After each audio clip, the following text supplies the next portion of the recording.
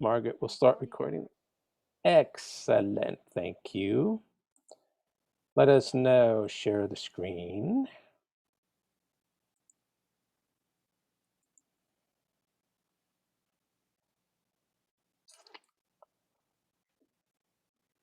Okay,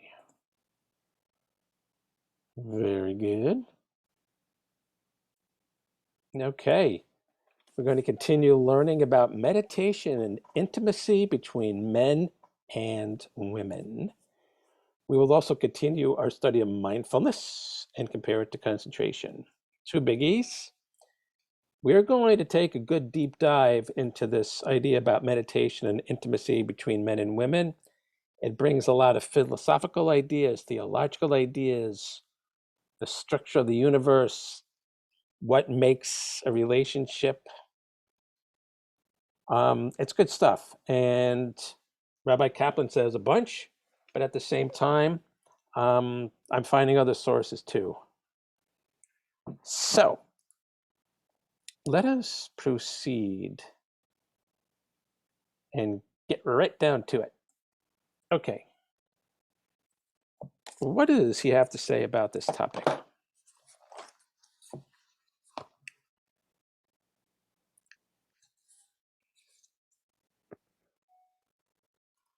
Okay. When he left off last time, you recall he said, it is significant that there is no encouragement of celibacy in the Jewish tradition, mystical or otherwise. That means we don't have people go off for like years at a time and just live by themselves and live in a monastery or whatever the situation is. Moses, the greatest of all mystics and prophets, was married, had 2 kids, had a tough time with yeshiva tuition. Only kidding. As were all the prophets and sages. Sex is seen not as a weakness of the flesh or as a necessary evil, but as a means to drawing close to God on a most intimate level. Okay. When husband and wife are intimate, a man can see himself as being filled with the male aspect of the divine, making an intimate connection with the female aspect. Similarly, a woman can see herself as the female aspect, receiving the male aspect. They can both realize that through their union, they are created in an image of God. Now, let's look at something interesting here. We're just going to get a taste of this.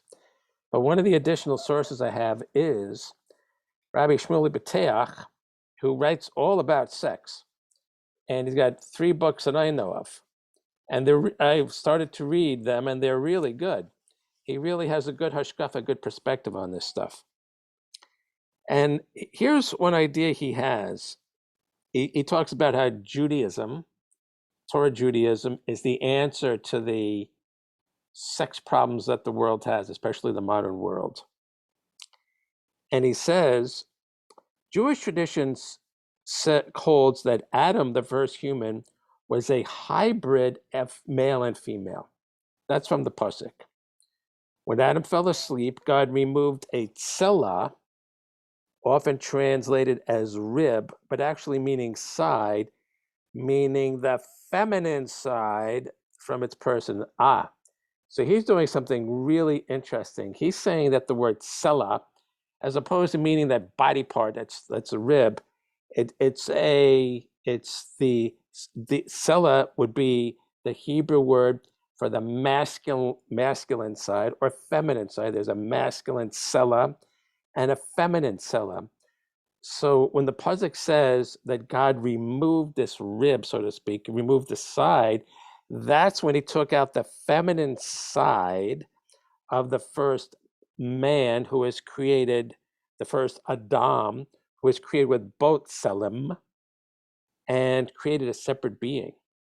So intimacy between a man and woman is the reintegration of those 2 sides, who were at one point and originally united.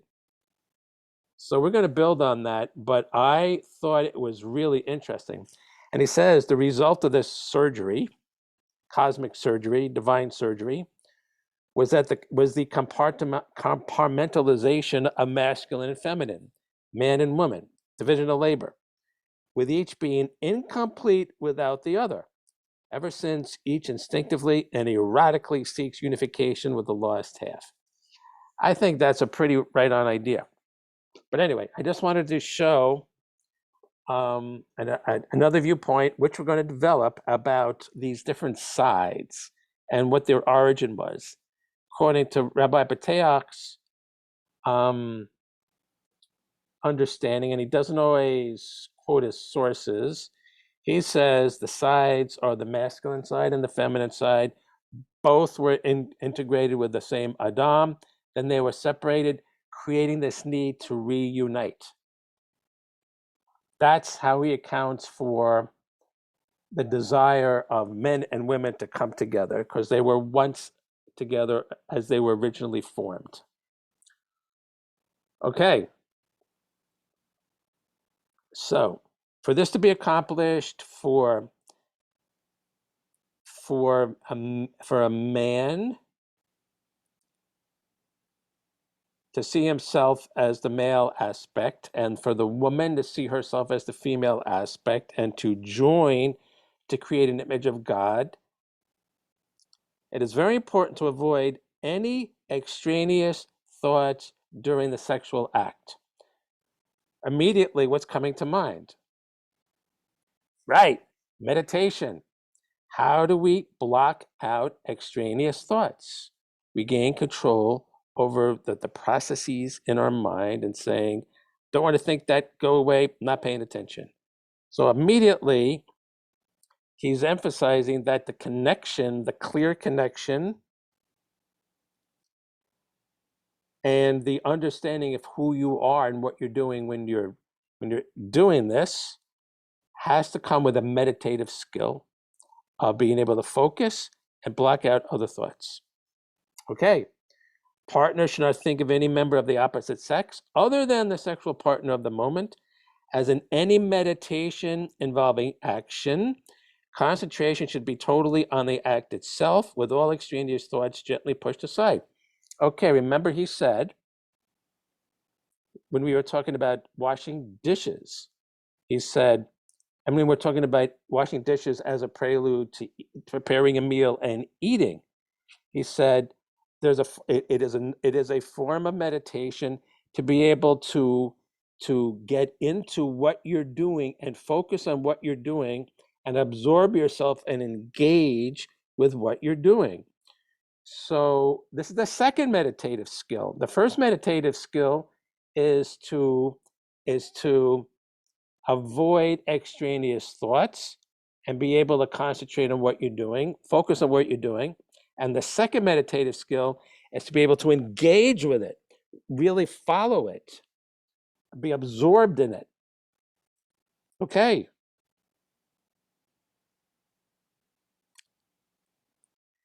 There are several guidelines that are found in the Talmud and Kabbalah to enhance the meditative aspect of the act. First, the experience is meant to be primarily tactile, involving the sense of touch. Therefore, it should be performed in a room as dark as possible. Each party should have nothing distracting him or her from the experience. Okay, you pick your own setting.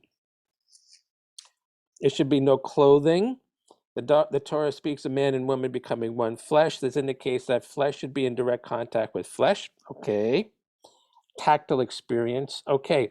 Now, here he's introducing the third meditative quality of this, which is the experience, being able to have this, to have a profound tactile sensory experience. This is a mind-body integration. This is an attunement to what your body's doing. That is a meditative skill. Why?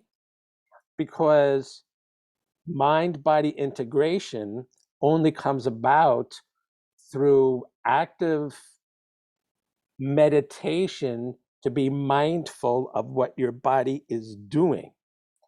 So one example of how you don't do that is like when you go to a gym and you see people just like on the what do you call those things that people walk on? I think in any event, people exercising and they've got their earphones on listening to music. They are detaching their mind from what their body is doing, getting minimal benefit from it because if their mind was involved, they'd be able to focus on what their body's doing and get more out of it. They're just putting their body in automatic. So if you were to take away those headphones and say, now try to pay attention to what your body's doing. What are your feet doing? What are your hips doing? What do your knees feel like? Are you capable of going faster? They would have to develop a skill of body awareness. Okay. So mind-body integration is a product of becoming mindful of your body. That's meditation. Okay, we have 3 types of meditation here so far. And it's the kind of thing that could be developed when you're doing this, and it very much should be the kind of thing you develop outside of the bedroom, and so that you can import that skill into the bedroom. Okay. Now, interesting, it gets pretty detailed here, but what he's describing is that when this takes place, when there's a union of men and women that takes place,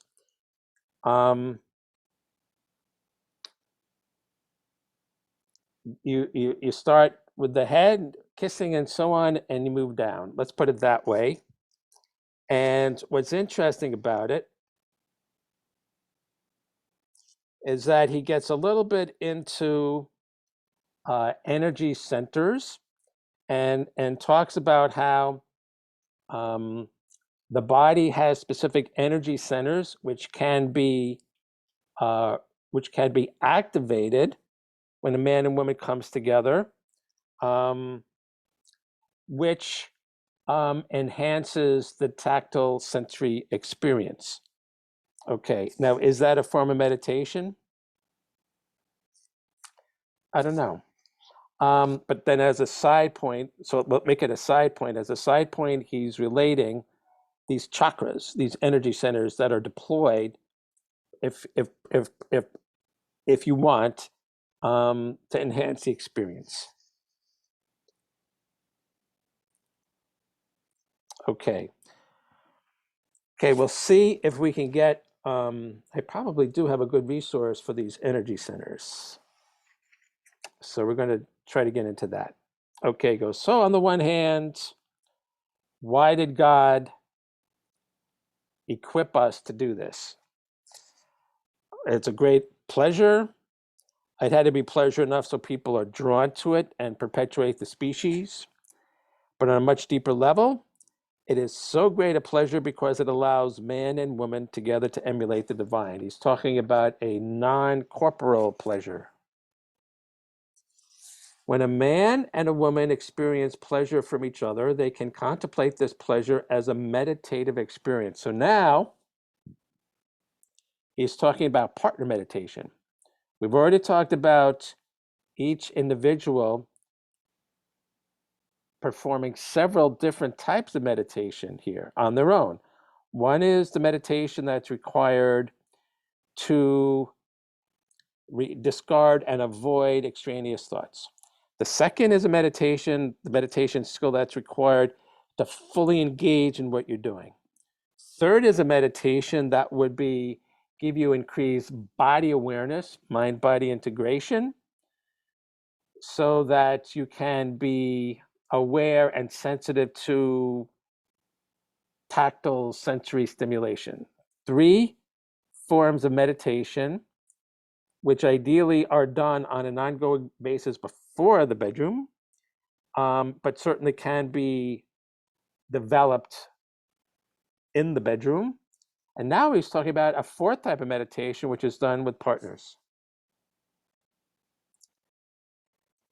If they can contemplate this pleasure as a meditative experience, they will have the immediate effect. This will have the immediate effect of enhancing the pleasure manyfold. If they see this pleasure as a gift from God, they will have great joy from it and at the same time experience a feeling of thanksgiving.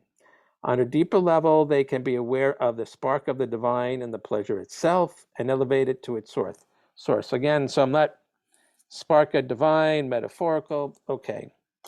But he's saying that with an attitude of gratitude, which it requires contemplation and thinking about your place in the universe, then that enhances the pleasure of the union.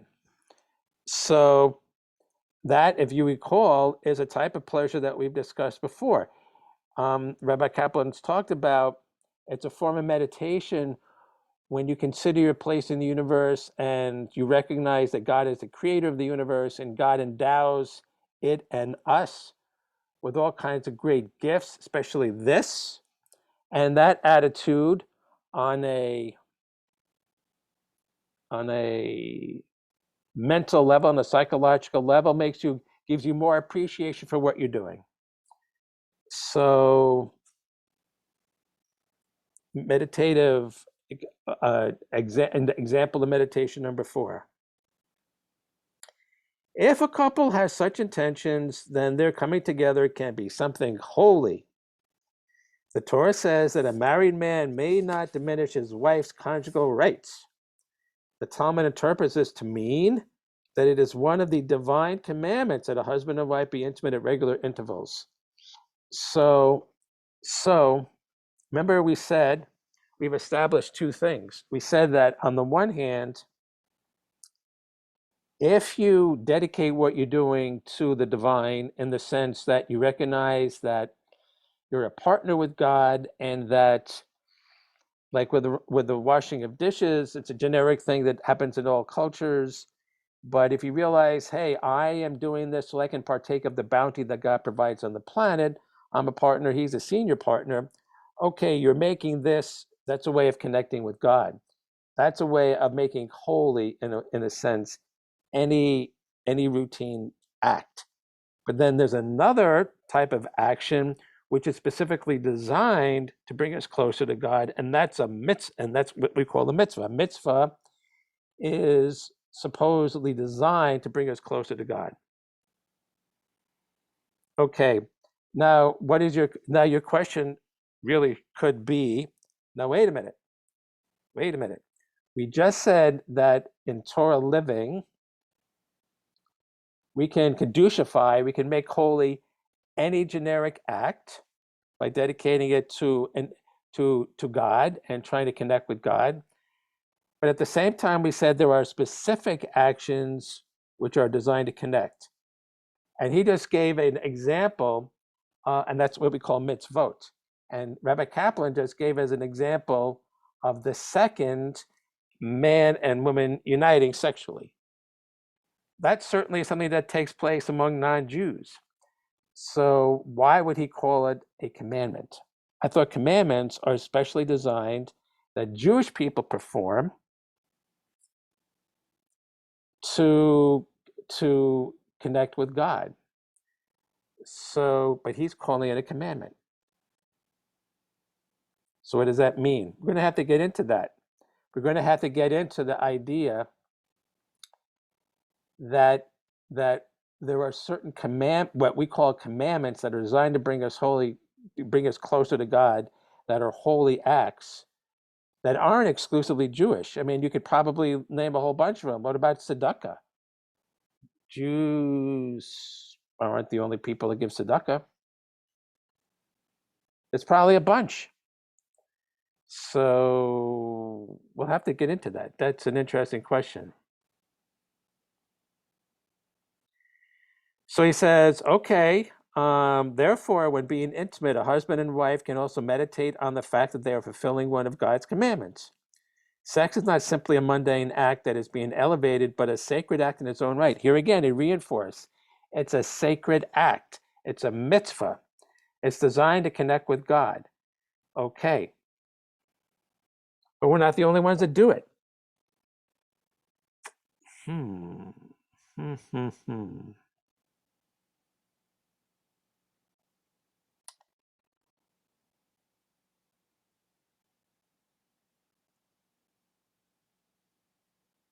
Very important in making sex a holy act is keeping the rules of family purity. Okay. He goes into it a little bit detail. It's not a class for this is not a mikvah class or a nida class. Okay.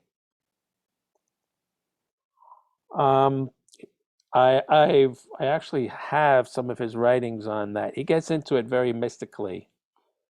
Maybe at some point we'll mention that. I have a resource for that. In general, using meditative techniques during intimacy can enhance the pleasure immeasurably. Such a practice focuses the minds of both partners exclusively on their mates and thus serves to strengthen the marriage bond. Couples who regularly use meditative techniques during intimacy have experienced important gains in their feelings towards each other. Couples who are experiencing marital difficulties found that when their sex life was sanctified, their love grew and other problems seemed to become inconsequential. I mean, to a certain extent, that's common sense. Why is it common sense? Because if the goal is intimacy, and then both partners are thinking about the ball game or fishing or going to a meeting, whatever it is, everybody's like, I'm very offended. Pay attention to me. It makes sense that you need to have in those times real good control over the contents of your mind, which is accomplished through meditation in order to properly connect with the other person. Let's put it that way. So it's pretty obvious that meditative skills are needed here, as they're needed all over the place, but especially here. Because why? Because people's sensitivities are heightened and they are more alert to when the other person's not focused.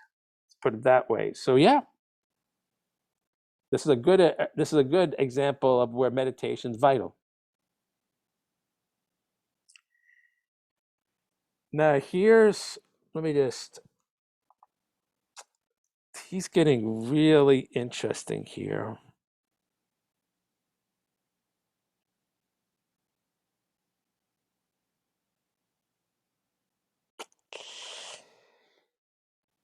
Hmm.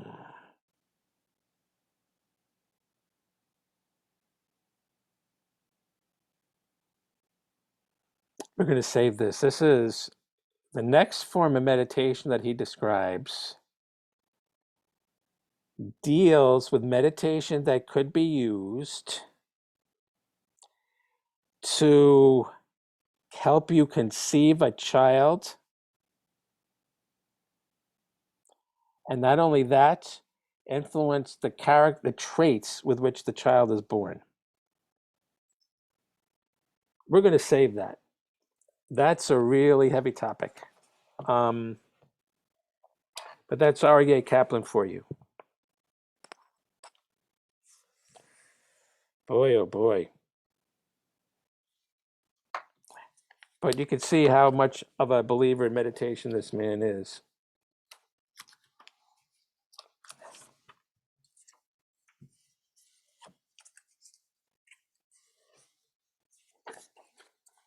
And he actually gives a Torah example.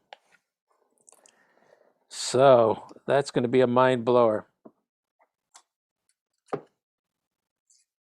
Let's continue this class today with Bhante.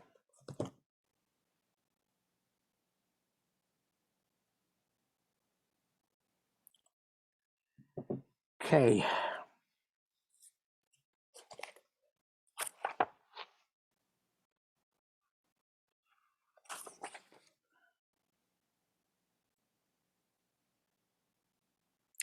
That's where we were. Connection. Meditation to conceive. That's where we're going to start next week.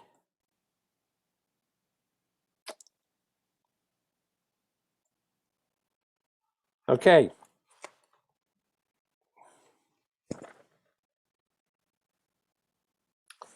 We mentioned last week about mindfulness versus concentration,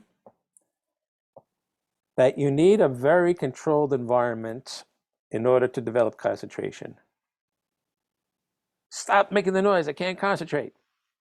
right? You know, you need quiet and the light and the sound, comfort. The whole environment needs to be designed to minimize distraction. Any kind of should have no drawbacks. You've got to be totally free to focus on the one thing you want to be focal on, your focal point, whatever it is, a candle, a sound, your breath. Okay. But he mentioned, and that allows you to go deep and really develop a strong power of concentration. Mindfulness, on the other hand, is free from all of this. Mindfulness is not dependent on any particular circumstance, physical or otherwise. It is a pure noticing factor. Thus, it is free to notice whatever comes up, any state of mind, any noise, any sensory sensation.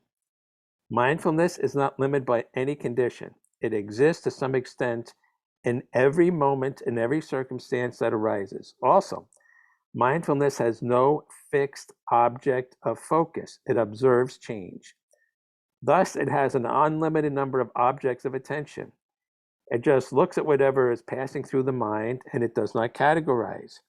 Distractions and interruptions are noticed with the same amount of attention as the formal objects of meditation. In a state of pure mindfulness, your attention just flows along with whatever changes are taking place in the mind. Shift, shift, shift, shift, shift. This and this and this. Okay, so again, what he's not talking about is sitting there, letting your mind free float, whatever pops in, like, the idea of a pizza pie popped in your mind. Now you're going to start thinking about a pizza pie. What would I order on a pizza pie? Nope. You're getting stuck on it. You got to let the pizza pie go. You just let it go. You let it go. You let it go. No matter what pops up in your mind, you let it go. That's mindfulness. So you can see that he says mindfulness and concentration of a yin-yang relationship. You need mindfulness in order to start concentrating. Why? Because you need to be mindful of various things in order to pick one. So again, let's suppose you wanted to have a meditation in front of a candle. You initially would be mindful. You'd sit down and you're mindful of your posture, and you're mindful of the lighting, and you're mindful of the acoustics, and you're mindful of the position of the candle. You're mindful that it's lit. You're mindful that nobody's in the room. Mindful, mindful, mindful. Everything's set up. And then boom. All right, now let's just focus on the candle. Now you concentrate. You first had to be mindful in order to, like, all right, there's the candle. Set yourself up. There it is. I got all these sensory stimuli in front of me, all these concerned. I'm going to focus now just on one thing, which is the candle. Mindfulness can lead to concentration. Okay. And in turn, like we said last week with the yin yang stuff, in turn, the power of concentration helps you identify specific things like up candle, up sound, up comfort, off chair. You know, you're able to pick things one at a time because you have the power to concentrate. You're not necessarily concentrating in each thing, but the fact that you can identify it and pick it out, that is a little mini concentration activity. So we use both. You can't develop mindfulness by force. Active teeth grinding, willpower won't do you any good at all. As a matter of fact, it will hinder progress. Mindfulness cannot be cultivated by struggle. It grows by realizing, by letting go, by just settling down in the moment and letting yourself get comfortable with whatever you are experiencing. This does not mean that mindfulness happens all by itself. Far from it. Energy is required, effort is required, but this effort is different from force. Mindfulness is cultivated by a gentle effort. You cultivate mindfulness by constantly reminding yourself in a gentle way to maintain your awareness of whatever is happening right now. Persistence and a light touch are the secrets. Mindfulness is cultivated by constantly pulling yourself back into a state of awareness gently, gently, gently. So like a good example of this is like when we do meditation at the end of the class and you're focusing on your breath, you don't sit there and you're like, oh, I gotta focus. Oh, I lost it. Oh man, I lost it. I gotta go back to the breath. Come on, go back to the breath. No, you don't do that. It's like, oh, back to the breath, up, back to the breath, up, back to the breath. It's more gentle. That's why, because otherwise, if you got this whole like narrative going, if you get, you get this whole, you would call it an ego thing. It's like, don't get down on yourself. Don't keep pushing. You got to be gentle. And he says, mindfulness can't be used in any selfish way. It is egoless alertness. There is no me in a state of pure mindfulness. So there is no self to be selfish. Okay, so you're not making this a head trip. You're just like, I'll go back to it. I'll go back to it. Okay, I'll go back to it. And that's why I say at the when I introduce the meditation, if you lose your focus, simply go back to the breath. That is the meditation, learning how to gently go back to the focal point.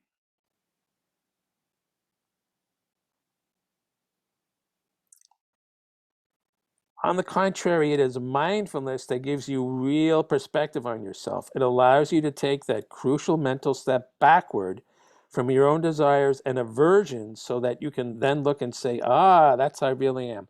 That's a really key point. He's pointing out how mindfulness is key to knowing yourself truly as you are. Because if you're sitting there open, you say, oh yeah, that, and something pops into your mind.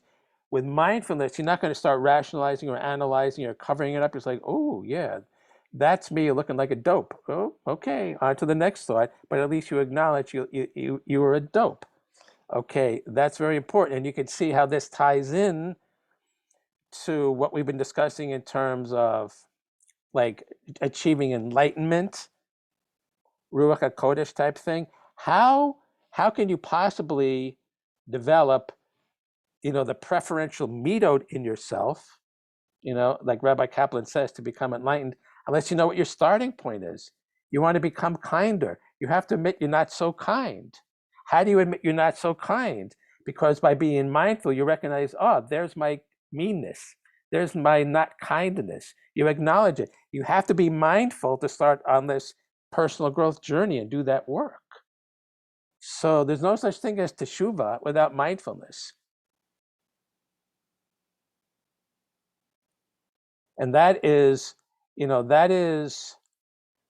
maybe that accounts for a reason why a lot of Jews don't end up being as kind as they think they are, because they haven't developed the skill to accept their unkindness first and see really the work they have to do.